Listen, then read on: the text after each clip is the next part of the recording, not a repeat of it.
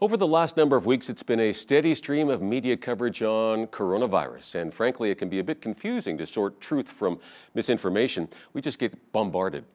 So we'll try to sort out some of that with someone who's trained in that field today. Our guest is virologist and molecular biologist Dr. Anjanette, or AJ Roberts, who is a research scholar with Reasons to Believe. You can check out their website at reasons.org. Dr. Roberts, good to have you with us. We have so much information coming at us from all directions. So as a virologist, you say there's one thing we may not even know to ask about this current situation. Well, yes, Paul, it's great to be back on Bridge City. Thanks for having me here. And, I think one of the things that people are most surprised to hear is that this virus isn't just a respiratory virus. It's also what's called an enteric virus, which means it can infect the GI tract. And about 30 to 50% of the cases will have GI-related symptoms, things like diarrhea. Okay, so the gastrointestinal, the GI. So maybe that's why people are stocking up on toilet paper, just in case, Right. Maybe they had some kind of foresight that wasn't really out there in the public arena. Right. And so that could be one of the symptoms then as well, is diarrhea. It is. Although the most common symptom, of course, is fever with a dry cough. Yeah. Okay. And again, some of it is asymptomatic, right? So no symptoms at all, which on the one hand... That's surprising, but absolutely true. That's really surprising, but absolutely true. Those numbers for asymptomatic cases are as high as 80%. And so the range is between 50 to 80%. And I guess that's good news if you're in that category and if you happen to catch it. The downside of that, I think, is that, you think you're fine, and probably most people who actually have no symptoms, they wouldn't know that they actually had it, right? So, that's right. Which makes it easier to pass on.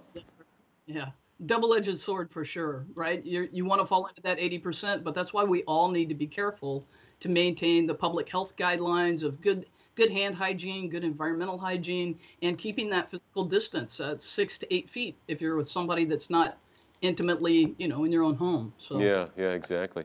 So AJ, where are you going for the latest information to stay on top of what's happening? Yeah, I hate to say it, but I go to social media to trusted sources, but I also go to the Center for Health Security at Johns Hopkins.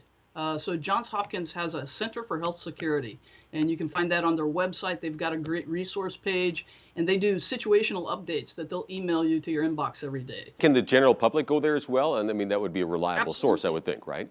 Absolutely, they can go there.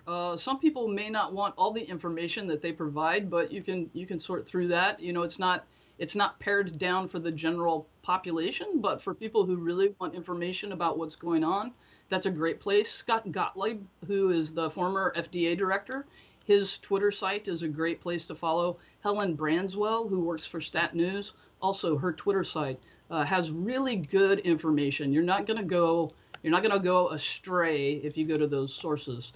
And then for actual travel guidance and answering your questions, cdc.gov for those in the U.S., who.int for an international World Health Organization information site.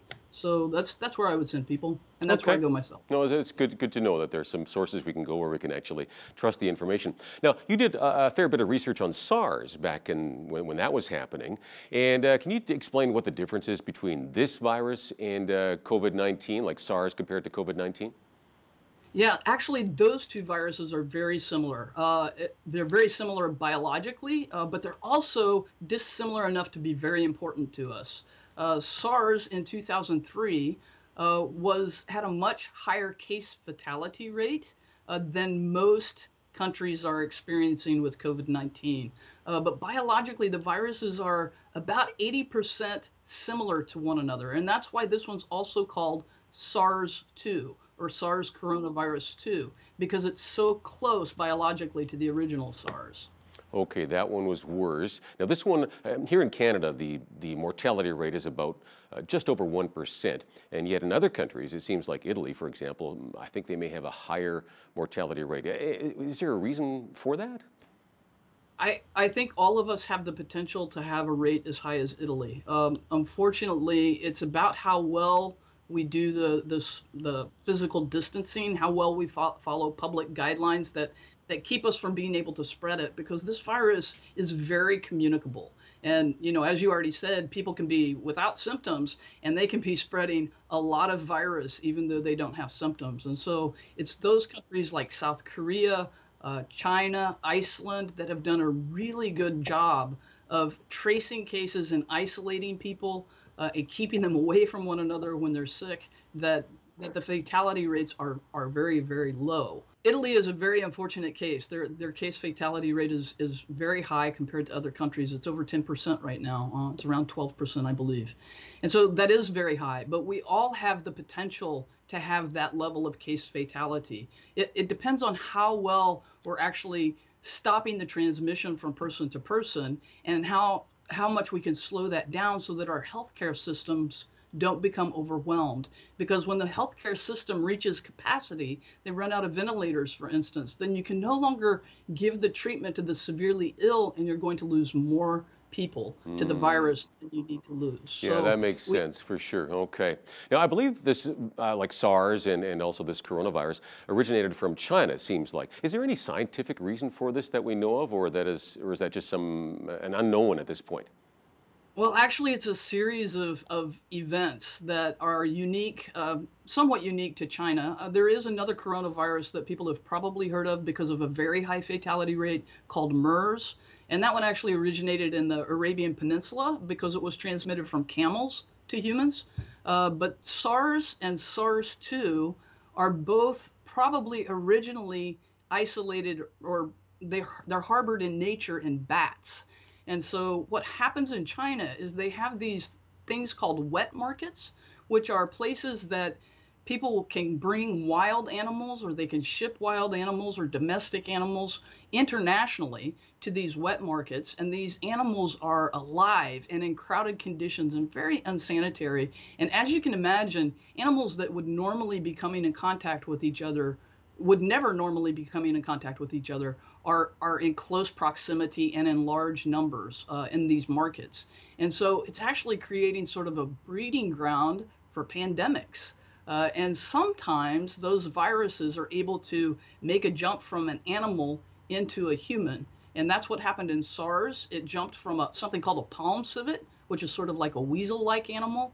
And in this case, we don't know what the intermediate host was, but both SARS and this one most assuredly are harbored in nature in bats. Wow. So, so that's something we need to look at then to prevent this down the road is, we need to maybe put some boundaries around those kinds of markets for sure. Makes sense. Yeah, so the Chinese government has done that both times in SARS and in this case SARS-2. They've shut those markets down, but the problem is that they really need to keep those markets shut Well, they down. open them up again, yeah, which is, yeah, it needs to be a permanent thing, oh, for sure. Hopefully we learn from this, yeah, real quick. Is there a difference, I mean, there must be some sort of difference, right, between the flu and the coronavirus in nature, right?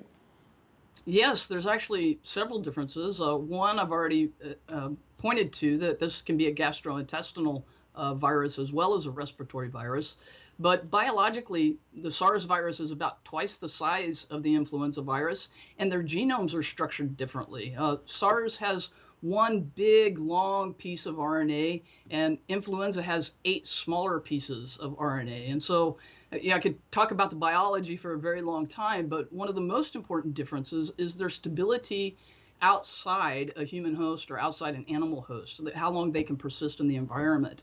And one of the other major differences that's important is how they can be spread. And so both of them are respiratory, both could probably be airborne, and both of them can be transmitted from surfaces. But because SARS and SARS-2 are much more stable outside a host cell, they can persist in the environment longer than influenza can. And so that makes it a much hardier virus and more transmissible. Okay, good to know. What is some of the most common bad advice that you're hearing about? Wow, there is some really bad advice out there. Some of it is probably related to drinking hot fluids or gargling with warm salt water or things to that effect. I think the rationale behind that advice is SARS is susceptible to high temperatures and high humidity, and so if it's a hot liquid, it should inactivate the virus. It's true that hot water helps if you're washing your hands with soap, because that combination of the soap and the hot water does a better job of inactivating the virus. But if you're relying on just heat and humidity to inactivate the virus, you're talking about temperatures that need to be around 100 degrees Fahrenheit and a humidity that needs to be over 95%, which is really high. And even then, you're talking about an exposure time of over 10 hours. And so that's the scientific information, and people are just reading sort of the summary information that it's heat and humidity and thinking incorrectly that hot fluids can help inactivate the virus. In fact, because it's an enteric virus that can be transmitted and have symptoms in the gastrointestinal system, it's pretty resistant to the acidic environment of the stomach. And so enjoy your tea, but don't think you're doing anything to Good to stop know. SARS. Good to know. Because, yeah, my inbox keeps getting these emails, and I'm going, are people really going to do this? And some people, I think, are. And boy, it's best to get the science on this, I think. What is the best advice that you're hearing? Really, the best advice is to follow the public health guidelines. That's what we need to do in order to control this as best we can. I think people are really misinformed if they think that we can contain it and sort of eradicate it. Now, that's not going to happen. This virus is going to continue to spread through the population at varying rates, and the best thing we can do is to slow that rate down so that our health systems can keep pace. Now, following that, I mean, I know no one can predict, how long this is going to take to get back to normal once the curve flattens. But do you know how these types of viruses work long term? Is it likely that we'll see a second or a third wave of outbreaks resurface down the road? It probably is likely. Again, it depends on how good a job we do controlling the virus and the virus spread on an ongoing basis. But Iceland's a wonderful sort of case study. They have a population just over 300,000 people, and they were prepared before they actually had their first case. And so they were able to isolate and contact trace and do everything right from a public health standpoint. And they're probably going to see their cases, if they don't have any new introductions, and they shouldn't because nobody's coming in from the outside, they should be able to see their last case sort of resolved by the second week of May. And if that's true, good for Iceland. But Iceland will have a 99% population estimate that is still naive to the virus. And so if they travel someplace else or someone travels in who's asymptomatic at some later point in time, then it could start again in Iceland. And that's sort of the reason I bring that up is it's a small case study of what can happen in other places in the world, even if we're doing a good job of controlling it. So this is going to take some time. Now, as a virologist and a person of faith as well, do you personally view that following local mandates, such as the whole, safer at home, shelter at home, does that demonstrate a lack of trust in God? Some people feel that it does.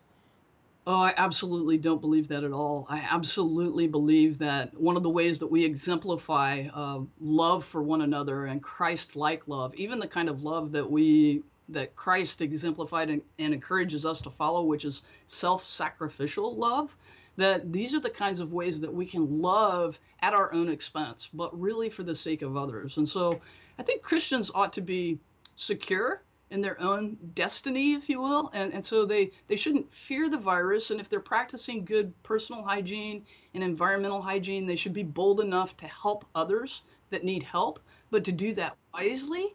But in that same vein of sort of doing what we can do to love the person in need, social distancing is doing what we can do to love the most vulnerable in our population. We don't always know who the people are with comorbidities. One other angle on this too, some people are discussing the possibility of, does this actually undermine herd immunity? Your thoughts on that briefly? It doesn't undermine herd immunity. If anything, it slows herd immunity. And that's exactly what we want to do. We want to slow herd immunity because this virus has the potential to overwhelm our healthcare workers and our healthcare system. Well, I'm up against the clock here, but really nice to hear your perspective here. We need to have, again, that balance, right? I mean, let's wash our hands, keep the social distancing, stay at home, and trust God, and don't worry too much at the same time, right? Yes, and I would just leave people with the thought that maybe meditate on Psalm 139. It's a great scripture that talks about God being intimately acquainted with us, and He's always with us, and He's numbered our days before we've ever lived one of them. It's where I go to for encouragement. Well, thank you so much for your expertise here today, Dr. Roberts. Thank you, Paul. It's been great being on Bridge City News.